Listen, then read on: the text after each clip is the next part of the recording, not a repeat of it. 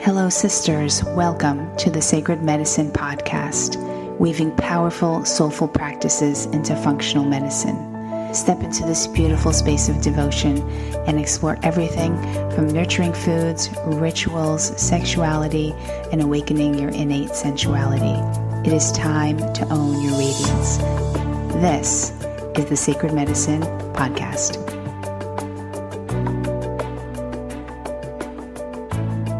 Hello and welcome back to another week of the Sacred Medicine Podcast. I am your host, Margaret Romero, and this week we have Julie Santiago. She is the author of the book, Awaken, 6 Sacred Steps to Remembering Who You Are and Why You're Here. This is such a beautiful book. Julie definitely has gone through her own journey with her health. And so we talk about what sort of catapulted her into writing this book. And, you know, she used to work on Wall Street and had lots of health issues and issues with her adrenals and a benign tumor. So from that, she finally quit her job and began to have this beautiful health journey that incorporated yoga and her trip to India. So she came out of this on the other side and wanted to share some of the things that she learned. And so we do talk about a few of her steps in today's episode, one of them being appreciation. And we talk about a little bit about that and how you can incorporate that into your daily life.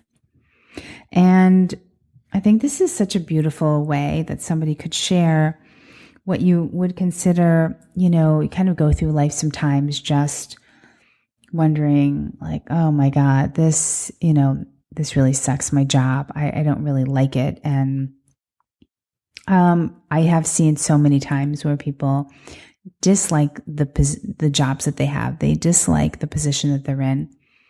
And, you know, your job is something that you go to like 40 hours a week if you do work full time. And when I see people not in harmony with the work that they're doing, they begin to have physical symptoms and it manifests in this way. And so for her, it really showed in her body and in the symptoms that she was carrying. I hope you really enjoyed this conversation today and, you know, try to incorporate these steps into your life to really remember who you are and why you are here. On to the show. This week's guest is Julie Santiago. She is the author of Awaken, 6 Sacred Steps to Remember Who You Are and Why You Are Here. Thank you so much for being here today, Julie. Thank you, Margaret. I'm honored and excited. So I'm not sure how I found out about your book. Maybe you were on someone else's podcast. I really don't remember, but when I read a little bit about your book, I knew that I had to have you on, and I want to just really dive deep in with this book. But first, can you tell the audience a little bit about your journey of kind of what got you here into writing this book? Yeah, absolutely. It's funny because I just looked down at my desk and never would have started this way, but I have a little stained glass window thing that I've had since I was a little girl. And it's a painted image of a sunshine and a rainbow. And then on the other side, clouds and rain. And it says it takes both the sun and the rain to make a rainbow. And I just glanced down at that as you were asking me that question. So it's just an interesting way for me to start as I kind of tell you a little bit about my story. Yes. That, you know, learning to feel all sides of the spectrum has been so much of my journey. I grew up in Louisiana, a Southern Catholic Lebanese family. And from a really early age, I knew that I would not be staying there. Like I just knew it. Like I was meant to go off into the world and do things and not be in Louisiana. And so I joke that my first addiction was the addiction to achievement, that I really got so high, felt so good whenever I would achieve things. And as I've done my own work around why that was, why that is, the truth is that growing up, I always felt a little different than everyone in my family, which I think happens for a lot of kind of highly sensitive, intuitive healers, yes, right? Definitely. Just, I don't fit in. And then as kids, not really knowing what the heck that means, the next kind of statement, ... is I'm not like everybody else. Something's wrong with me. Maybe something's wrong with me. So there's this feeling of differentness that kind of always pervaded, I would say, my early life. And that led me to really achieving, to make sure that, I was proving to myself and everybody around me that, I was good enough, I was great. And so that led me on a journey of, profound overachieving and the president of all the organizations and the blah, blah, blah, blah, blah. And then found myself at Johns Hopkins University. That's where I did my undergrad. And then on Wall Street, working on Wall Street. And I would just summarize that entire journey for me as I climbed a ladder. I got to the top of the ladder and I looked around and realized that I was on the wrong ladder. And that I didn't know what ladder I wanted to be on, because I had been going through the motions and doing what I thought I needed to do for most of my life. I was never really in touch with who I was and what I wanted. And so as I journeyed on this path of doing kind of the good thing, the right thing, the thing that I thought I was supposed to be doing, my body was my body began to give me feedback. Now, I did this job for most of my 20s. And the way that I would cope with feeling so out of alignment with my soul, with my heart, with my purpose, is I just developed a lot of ways to numb out my inner voice, to numb out my truth, to numb out my knowingness, because it was so scary to even think about doing something different. Mm-hmm. And so I developed a lot of addictions.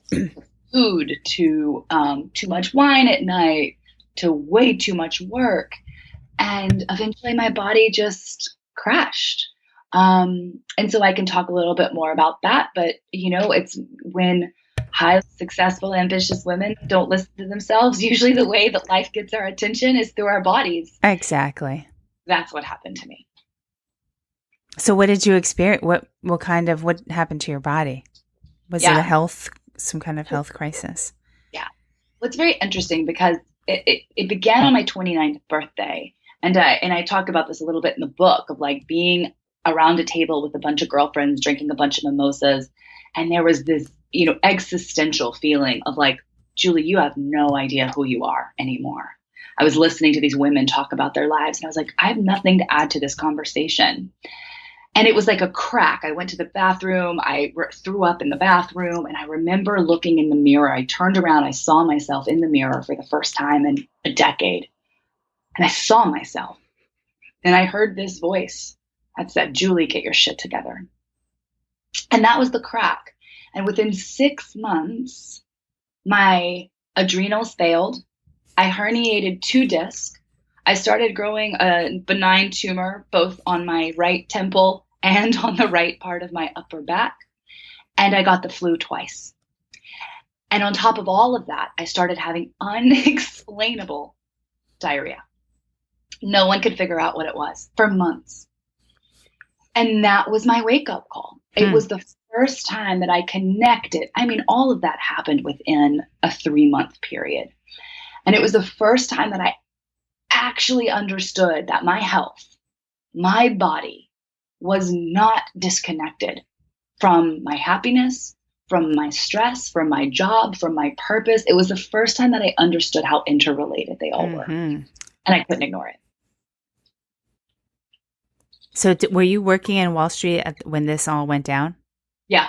I was working 12, 13-hour days, flying back and forth between LA and just holding it together like we can do. Like we do so well sometimes, just ignoring it, hoping it would go away, not wanting to have anything, not wanting to do anything about it. And of course, doctors ran tests. Part of me, Margaret, and I don't know if you've had this experience, but there was part of me that wanted something to be wrong because I wanted an excuse, like an excuse to walk away. But deep down, I knew there wasn't going to be anything, quote unquote, pathologically wrong with me. Like I knew that the doctor's like, no, you're fine. And yet I had this evidence that I wasn't. Right. But it couldn't be explained without a holistic look at my entire life. Right. So then what was the next step for you? Okay, so you all of these things happened with your health. You went, you got blood tests, and I'm not sure, were they able to help you with your adrenals and the diarrhea and all of that eventually? So the adrenals, I started seeing an acupuncturist. Acupuncture and massage was really my way back into finding connection with my body. So I started seeing an acupuncturist who began to treat the adrenals with, kind of Chinese medicine, herbs, and mostly just consistent acupuncture. I would leave work at 3-4 o'clock p.m. because I started at 3:30 a.m.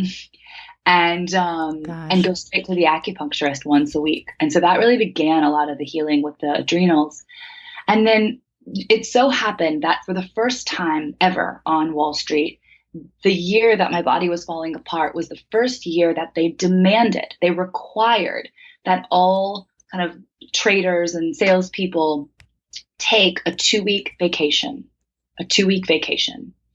I hadn't taken a vacation more than 3 days in 5 years, which is insane, right? It is, yeah. You know that. That's like the system is built for burnout in many ways. And so I took a 2-week vacation in the middle of it, like when, I was having all of this health stuff and it was just like, okay, it's November now. I have to take this vacation before the end of the year. It was forced. And the first week I just stayed at home and I recovered and I went to yoga classes and I slept. And then the next week I actually went on a retreat. And 4-5 days into that 2-week vacation, the diarrhea stopped. And the night before I was going back to work, it started again. And so I got it. I really got what my body was trying to tell me. Yeah. And then ultimately it was another 2 months of just kind of different healing modalities to stabilize my body and the stress and just, everything that was happening. But I got the message. And a couple of months after that, I began reading about health, mind, body, all of it, holistic healing modalities, everything. And then I found a holistic health kind of coaching school. I wasn't planning on being a coach. I just knew that this was the next step in my path. I had learned so much about it. I was so fascinated about the connection, kind of between mind, body, everything. And I enrolled in this training. It was a year-long program. I knew I could do it while I was working on Wall Street. And within 2 weeks of that program, I knew that I was going to be a coach, a healer. I knew that I was going to be doing something along this line. And within 6 months, I had quit my job. Wow. And then, well, were you physically better by then, by the time you quit your job? I was. Yeah. Okay. Yeah. Great. And then that began the journey of, like, it seemed like wellness was now a priority in your life. And maybe it really wasn't a priority when you first began, especially when you were working on Wall Street, would you say? Yeah, I think that's 100% right. Wellness wasn't it wasn't a priority. It wasn't something I understood that I needed. One of the things that I talk about a lot, just in general, and especially, in the book, is I thought that when I quit my job, I had kind of done the scariest, hardest part, and it really wasn't until I walked away from the job that my real awakening began. And so, the book really kind of outlines a bit of the journey that led me to the point that we're talking about. But it's really been in these 6 years since leaving that these six sacred steps have emerged, that I've been able to look back and see they're the ones that I've walked. They're the ones that my clients walk. And when I say awaken, I mean, I really mean awaken to our true selves, ourselves as divine beings, as more than just this physical body. For me, that time on Wall Street, that crack in some ways, that breakdown was just the beginning. It was just the beginning. Mm. And then how long after would you say that you felt like I need to write this book? Yeah, well, it's interesting because in the year after I left this corporate job, I just became a Wall Street version of a health coach, of a coach. Now, I say that because wherever you go, there you are, right? We've heard that expression. Wherever you go, there you are. Like, you can take the girl out of Wall Street, but you can't take the Wall Street out of the girl. Right. Unless you do the healing that got me into that mess in the first place. Yeah. And so so that's the first piece, is I got this experience in the year after I walked away where I was like, wait, I'm doing the same things. I have the same feelings in trying to build a coaching business that I had when I was working on Wall Street, and nothing's changed. And so that first year was such a fascinating year of just witnessing my own patterns. And then I ended up, I quit drinking alcohol. I found kundalini yoga. I ended up going to India and studying for a couple of months. And I really was focusing on my own journey. I was coaching women and working with them around spirituality and personal development. But it wasn't until a year and a half ago, last January, where I knew it was time for me to share the journey that I'd been on, what I'd learned, and then what I'd seen again and again and again with other women. It was just a very loud call, like, you're supposed to write a book now.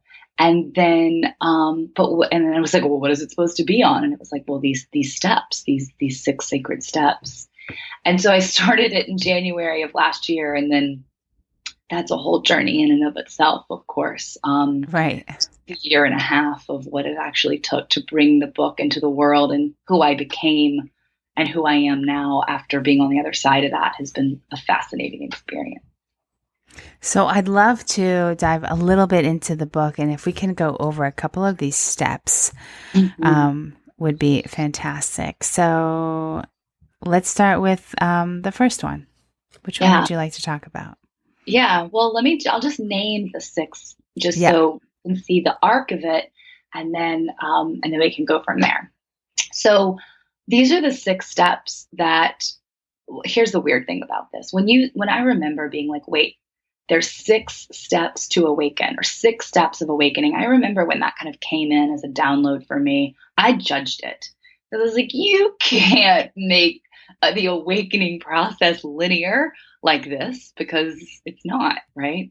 And yet there were themes that I saw emerge both in my own path and in my path with women that I wanted to catalog. And so that's what these are. So they all start with A.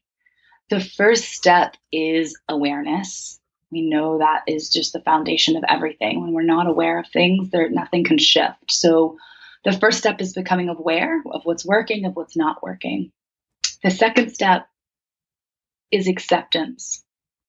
This is normally the hardest step for us. We want to skip it. We don't want to sit in the discomfort after we become aware of what's working or not working. And this can be applied to anything, right? Whether it's your job or your relationship or anything.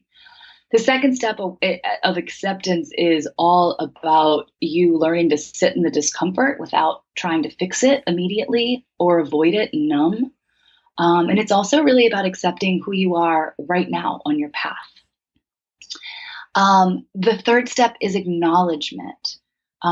It's really acknowledging the fears that come up whenever we admit something's not working. We get scared that we're going to have to do something about it and everything's going to change. And so this third step really we always have to face these fears, whether they're conscious or subconscious. But like, what are the real fears that come up when you admit that something's not working, when you become aware of something? The fourth step is appreciation. This is such an important step because it's easy to miss. It's about celebrating. It's about coming to understand how our whole path up until this point has led us to where we are right now. There have been no mistakes. So it's actually coming to a point on your journey where you can look back and understand the perfection of everything and forgive anything that's not forgiven, and let go of resentment and forgive yourself and just really honor the path. And then the fifth step is action. So the difference, we talk about, the masculine way of forced action, or the distorted masculine way of forced action, and then the kind of divine feminine way of inspired action and baby steps and all of that, and listening to the divine whispers. And then the last step is allow. And that's really learning to co-create and harmonize with life. And we spend most of our time in this step, right? We identify what we want. We identify and work through our fears about that thing. We take action, and then we have to let go and really allow life to move through us and work through us and be in the mystery of it all. And so those are the 6 sacred steps. I love them. So I'd love to talk about a couple of these a little bit more in depth. So, appreciation. I think this is a tough one. I think a lot of people, with whatever goes on, I mean, from failed marriages to things, I should have never taken this job. It was the worst. I mean, I think there's always things to learn and to grow from, and looking at life and appreciating what has become, where you have, I think that with every decision, there's always something a growth, and to see it that way, and not to say, oh my God, can you believe I knew I shouldn't have taken that job. It was the worst, or I knew I shouldn't have married him or her, but it was like, okay, well, you did, and you're a different person now from that experience. So let's talk a little bit more about that. Yeah, I love that's the one that you want to start with. It's great. So I want to acknowledge something that you said. It's uncomfortable. Like, it is human nature to regret, to beat ourselves up. And the reason we do it is because we feel like there's a perfect answer, a perfect path, a perfect solution. And when something doesn't work like we thought it was going to work, we mistakenly believe that we've taken the wrong path. Right. Like, I messed up. Like, I shouldn't have married him, or I shouldn't have taken that job, or I should never have moved. Or, believe me, I have had this experience. Oh, we all have. Yeah. We all do, right? And like, I've had it around leaving Wall Street even. Whenever I'm at a place of growth or change, there's always that voice that's like, did you make the right decision? So even the most true and right decisions in our heart and souls, we will doubt when we are unsure of the path, when we're unclear on where we're going, right? When something hasn't been totally resolved yet. It's just human nature. We do this. Okay. So one of the ways that I like to look at this is there's 2 ways that we can live our life. We can choose, and it's a choice. We can choose growth, or we can choose perfection. And many of the women that I work with, and I would imagine that may listen to this podcast as well, we know the whole like overachieving perfectionism thing. The standards we set for ourselves are so high. And so when we experience that drive to get it right on the first try, right? To do it perfectly, we set ourselves up for failure because there's no room for growth. And so I live my life as much as humanly possible with the idea that I live in a growth mindset. So I live my life with the idea that every single thing that happens to me in my life, whether it's good, whether it's perceived as bad, whether it's hard, whether it's easy, whether it's joyful, whether it's sad, is all happening for my growth and my evolution. And when I look at life, when we can look at life in that way, it is easier to see that whatever is happening for us. Even when it's still in the messy middle, even when it's still painful, it doesn't mean that we don't get to grieve, right? We get to feel all of our feelings, but also know that challenges are usually a tremendous opportunity for us to grow and to realign, right? It's simply life's way of saying, beloved, there is something better. There is something better. And it may be hard to get to the other side of that, but eventually you'll understand it. And I tell a story at the beginning of the book, in the introduction, that I wrote after I finished the book. And then I also talk about it more in this sacred step, in the step of appreciation. When I started writing the book in January of 2017, I started writing the book and I got pregnant a few weeks after that. I was writing the chapter on fear when I got pregnant. I finished the book. I finished it super fast, the first draft. I finished it March 5th, which was my birthday. Okay. 2 weeks later, I miscarried. And when I went to the doctor and they were looking around for the heartbeat and they did the math and they measured the little embryo like they can do. And I was supposed to be 8 weeks and 3 days. And I was 6 weeks and 1 day. And I did the math in my head in a split second. The baby stopped growing on my birthday, on the day I finished the book. So what did it mean? I had no idea what it meant. I had no idea why. I grieved, I cried, I mourned, I felt all of my feelings, and simultaneously, I trusted that life knew better than I knew. Even if I didn't understand why, that life knew better than I do. And that's a choice that I get to make, right? Now, fast forward 9 months later, 10 months later, I was due in October. And in October, in Sonoma County, which is where I live in Sonoma, California, in wine country, there was one of the most tremendous historical wildfires that blew through our town. And our home was evacuated for 3 weeks.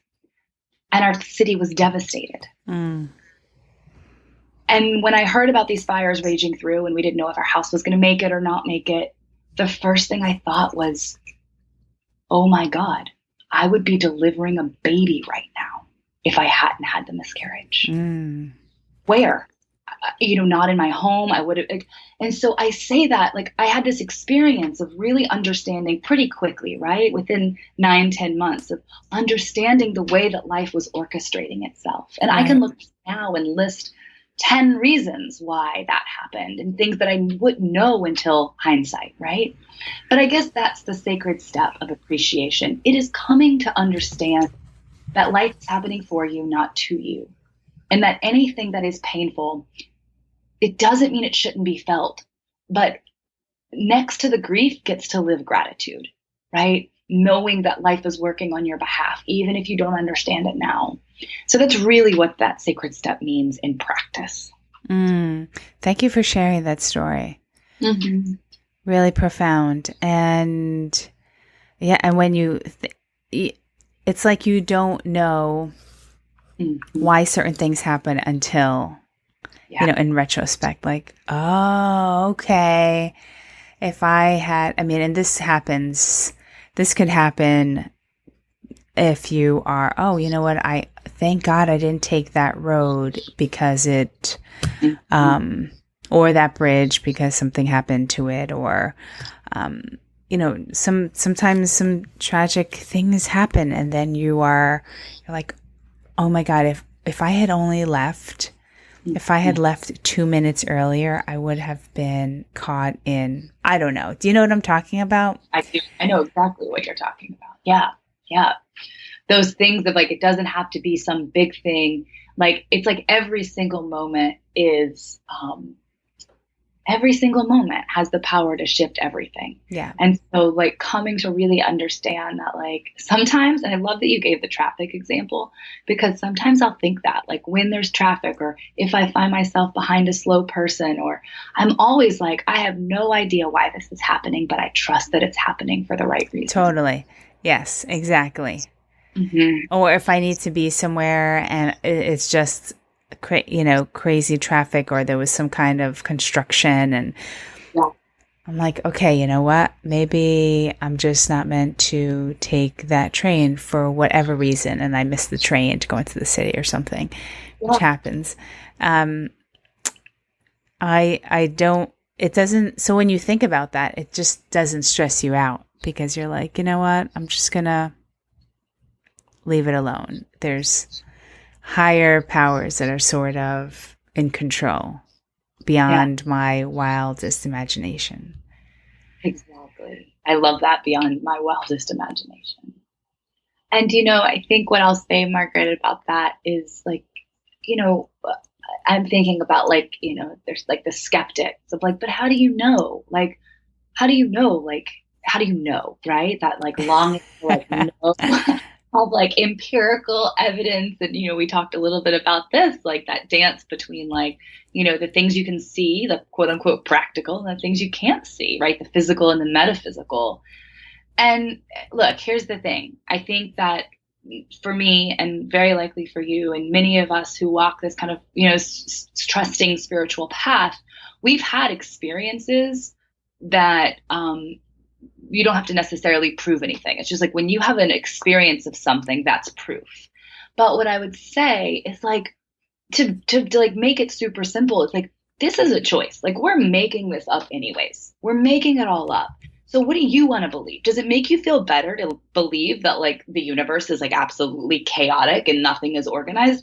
Or do you want to believe that everything is absolutely happening for you and you can't understand why, but there's a perfection, right? That there's this plan. It's like there's this blueprint, like, the little acorn has the blueprint for the oak tree. The little caterpillar has all the imaginal cells that becomes the butterfly. Why would we assume that we as creatures on this earth are any different? Right? So it's just a choice. We get to choose what we believe. We get to choose it. So I like to believe things that make me feel inspired and connected to the earth and trusting and all of it. So I guess I just wanted to say that piece too. I love that. A choice. Yes. Yes. But so true. I mean, I absolutely, everything you just said, I agree completely. So the other one was about the masculine and feminine. So let's talk a little bit about that. Yeah, totally. I talk about it in the action, in the sacred step on action, just because it's very easy to exemplify it. But masculine and feminine. So I don't mean gender. I don't mean sex. I don't mean any of that. I mean the aspects of the masculine and the feminine that we all have, that every human being has within them. And since we live right now in a society that has been mostly patriarchal rather than matriarchal, so masculine dominated, masculine driven, many women, especially who come from academia or the corporate world, but I mean really across the board, many of us learned that the masculine way of doing things was better than the feminine way of being with things. Yeah. So that's kind of one of the ways that we can just look at it. It's like masculine is about doing, feminine is about being. Masculine is structure and organization and kind of consistency and linear, whereas the feminine is about joy and playfulness and sensuality and fluidity and flow. One of the ways that I like to think about it is a teacup filled with tea. And so the masculine is actually the structure of that cup, right? And if it didn't have the feminine, the tea inside of it, the structure, that masculine cup would have no purpose, right? Right. And the tea is the feminine. But without the structure of the masculine, there's no way that we could appreciate or even take in the feminine. And so there's a synergy between the two of them. But many of us have gotten, especially when it comes to the action step, the sacred step of action, Many of us feel like we have to force, we have to control, we have to plan, we have to organize, we have to do, we have to make it happen. Exactly. Yes. And that is distorted masculine. It actually crushes the feminine, the creativity, the trust, the flow, the fluidity. And so learning to listen, to slow down, to be, to attune, to hear yourself, and then allowing the masculine action and structure to support the feminine, but letting the feminine lead and letting the masculine support. And that's really the shift in that sacred step. So what does this look like on an everyday basis type of thing? I thought you were going to ask me, so what does this look like in your marriage? Well, it could. Yeah. Well, yeah, that's applicable too. So, okay. So what it looks like on a daily basis. So first of all, the feminine is characterized by feelings, by the body, by the heart. Okay.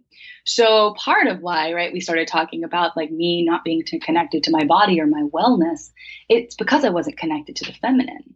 And so one of the ways to start getting in touch with the feminine is to create space, to tune into the body, to feel your feelings, right? To listen, to just be. So I work with a lot of professional women, and a lot of them, like sometimes will just be like, okay, you have to find a way this week to block 1 hour on your calendar and do nothing. And that is revolutionary and challenging for many women with busy lives, right? There's no space.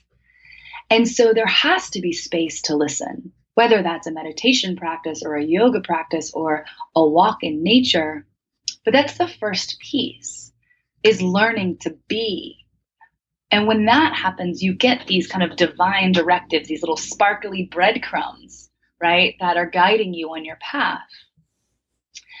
But taking the action only comes after you've listened, that you've been able to create the space to be creative, to be in nature, to hear yourself think. So once you get those ideas, then the masculine within you can say, oh, you have this idea to do this thing. Well, how can I support you with that? What are the calls I need to make? What are the things that I need to do? But not coming in and running the show or kind of steamrolling the feminine, but rather supporting the ideas, the creativity that come from her. Does that make sense? Yes. And I can almost hear women saying, well, well, are you doing it 50% of the time? Or because I know if there's a lot of women who are, let's say, run a business, they're entrepreneurs, and they're in their masculine a lot because they're working all day, or they've got calls, or they're whatever it is, they're running their business. Yeah. They tend to be in that actionable, get shit done, let's hustle through, such and such, there's a deadline. And so that I feel is masculine, yet I think that the ideas possibly behind all of that are very feminine. So how does one, so there's a certain way that I balance my masculine and feminine throughout my day and at the end of my day. And so how do you teach women to do that? Yeah, I'll totally share that. And then I would love to hear what you do as well. I think that would be really amazing for you to share too. Sure. Yeah. So let's just start with this. It's a dance. You know, the symbol of the yin yang, right? That yin yang, right? It's like a constant flow between both of them. And so I think it depends, right? So let's talk specifically about women with busy lives, whether they're business owners or, work in the corporate world, whatever it is. One of the things that is so important for me to remember about the masculine is the masculine creates the structure to support the feminine. So what that looks like for me personally as a business owner is that I have a schedule that includes my self-care, that includes me checking in and feeling my feelings on a daily basis. That includes massage, ideally once every other week, acupuncture once every other week. It means middle of the day, taking a phone call outside or taking a break outside to put my feet on the ground. It means I wake up in the morning and I do some type of meditation or something. There's structures that are in my day. So learning to flow both within a day of like, okay, in the morning, I sit no matter what. And if people aren't into meditation, like maybe it's pulling an oracle card, maybe it's taking 3 breaths, maybe they have a ritual around drinking tea every morning, but tuning in to the feminine first, right? Before I do anything else, tuning into myself first each morning is something that I teach my women, and it's something that we have to do. Because if we don't align vertically first before we try to align horizontally with the world, we will be off balance and off kilter all day long. Mm-hmm. So even if it's 3 minutes in the morning where you're tuning vertically first, right? You, the earth, the divine, whatever that is for you, first. And then you start your day. And I have a huge, busy, amazing, full life. And some weeks are busier than others. And when I have really busy weeks, I up my self-care. Okay, I need this, I need that, I need support. And it's my masculine that makes the schedule, that schedules date night, that schedules massages, that schedules the things so that my feminine is nourished. And so it's not about either or. And it's a dance that we learn how to do, I would say, both intraday and intra-week and intra-month. One of the things that I'm a huge fan of when it comes to this as a woman is following my cycle and following the seasons. And so I'm ovulating right now. So I like to schedule interviews, podcasts, retreats. I'm leading a retreat this weekend when I'm ovulating because I have a lot of energy. I'm very outwardly focused. And ideally, and this doesn't happen perfectly, but I'm just sharing it because it's a great tool. When I am bleeding, right? When I'm in that kind of, luteal phase, like right before, and, I'm not as outward. And so I don't try to push myself to be as young, to be as expressive. I give myself permission to go inwards. Mm-hmm. And then I watch myself in the seasons. It's summer. We're right around the summer solstice right now. So I'm creating a lot. I'm talking a lot. I'm loud. And I am going to disappear in December and January, right? I don't create new things in my business. I really slow it down. And so I also give myself permission to sync up with these cycles. And it's a profound way that I can honor my feminine and allow myself to flow and honor the fact that I'm a woman and I'm never the same day to day or week to week or month to month. Yes. I love that. Thank you for sharing that. Answer. A very long answer. And do you want to share what you do? I'd love to hear if you want to share. Yeah, sure. So my mornings, I have morning rituals, and that will usually be, I have an altar in my bedroom.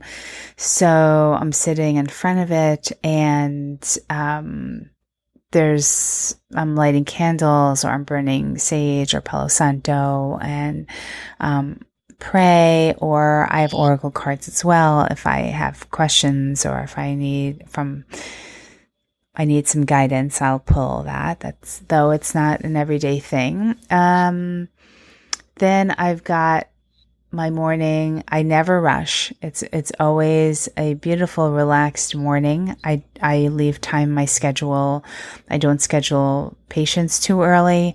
I don't feel like I want to rush in the morning to eat and do all the things and then jump in my car and catch the train and go into the city. It's very intentional, and I wake up much earlier because I love my long mornings, and I'll read a little bit. Sometimes I'll do some writing, and then I'll either, depending on the day, go to the gym and then get ready and then start work. And I won't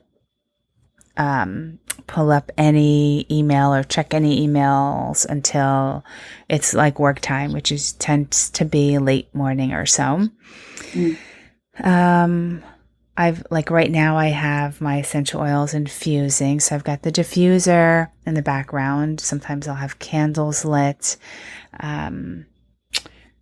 which I usually anoint with essential oils. And that's sort of my workspace if I'm working from home that day.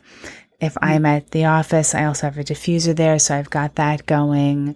I definitely leave time in for a really nice lunch. And so there are times where I will maybe even take a break if I am working all day from home that day, or writing or creating things, that I will stop and then go for a hike, come back, finish up what I'm doing, or I just leave time. And even it's things are being infused during my work days that keep me connected to my feminine. And if I'm single and I date, so it's been a long work day, whether I'm in the office or at home, then I tend to just kind of get out of my masculine. I have a sensual playlist, and I'll just drop into my body and do some sensual dance, maybe through one song that usually drops me right in, and I start getting ready for my date. So that's what I do to kind of switch it. If not, I can be in my masculine like all day. Yes. And so there are things that I have to do just to kind of drop in and drop out of it. And now I can seamlessly do that. It's been pretty easy to do that. I love that you mentioned the tools of music, of oils.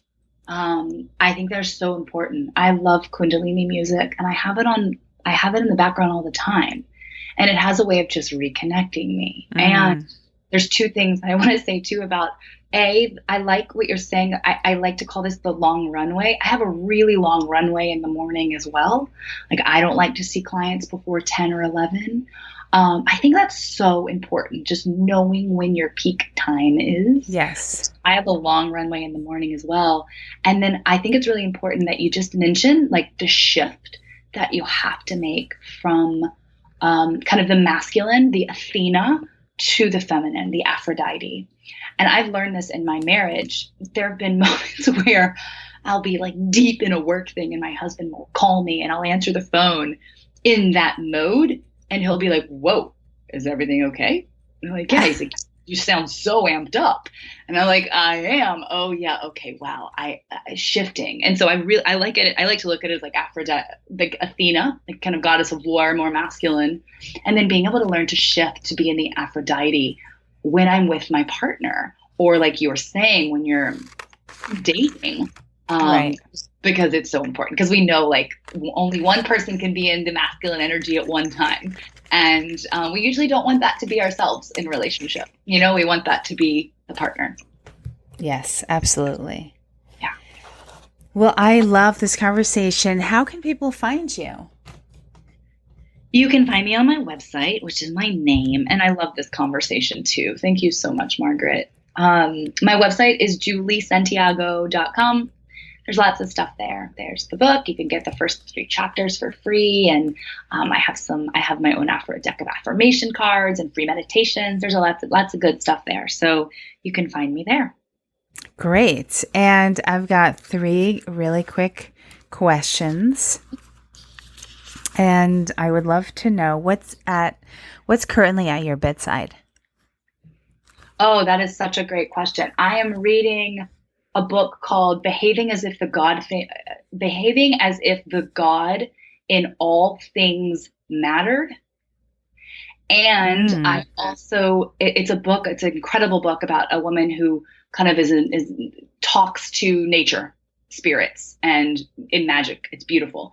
And then I also just got the book Conversations with God. Never read it before. So those are the 2 that are at my bedside table. I have a crystal quartz, a double-sided crystal quartz, and I also have a double-sided purple amethyst, and a bottle of lavender oil, a pen, and my phone charger. Okay. I love it. And what would you say is one of your favorite apps? Ooh, good question. I have oracle cards on my apps. On my app, it's like that is one of them. So I love, like, I have the Sacred Rebels deck On my phone, I have the Mother Mary Oracle deck on my phone. So I like to be able to like pull cards wherever I go. So I have that. And then I also, on a kind of more like connective level, I love the app Marco Polo. It's a beautiful video app. Basically, you can just like send little video messages to friends. It's like a cool walkie-talkie video thing. So you can leave messages and people can respond back and forth. So those are my favorites. Oh, I have to, I think I've heard of it, but I've never actually used it. I should check that out. It's so much fun, especially when you have friends all over the world rather than just voicemails or texts. It's like a way you can really connect with people, like new friends with, or babies with new friends with new babies will like video them. I show my friends my garden. It's just really fun. Oh, so cool. I'm going to check that out. And last question. Let's see. Actually, I'd love to know well, you said March. So are you a Pisces? I'm a Pisces. Yeah. Okay. Love it. Love the dreamer, the very intuitive person. My moon is in Pisces. Oh, and what's your sun sign? Taurus. Okay. Oh, I love it. My sister's a Taurus. And my rising is Cancer. My rising's Cancer too. Oh. No wonder we get along. Yeah, I know. I always see that. There's always a nice connection when I kind of share astrological signs with somebody. Yes. Well, Julie, thank you so much. Congratulations on this amazing book. Thank you so much. And I love the work that you are doing in this world. Please never stop. And I don't know. I just another kindred spirit. I completely agree. I appreciate you. Thank you, Margaret. Totally received. And just thank you. And like I said at the beginning of our conversation, I'm so happy our soul strings pulled us together. Thank you for your work and bridging everything that you are. So I'm happy our paths crossed and just grateful for this connection. Oh, thank you so much. We'll talk soon. Okay. Much love. Bye-bye. Okay, bye-bye. So to learn more about Julie, head on over to margaretromero.com/episode 90. And if you are not following me on Instagram, head on over there. I try to be on there every day if I can, and posting new things and inspirational quotes and a lot of empowering women type of things. So join me on there, and I will speak to you all in next week. Bye for now.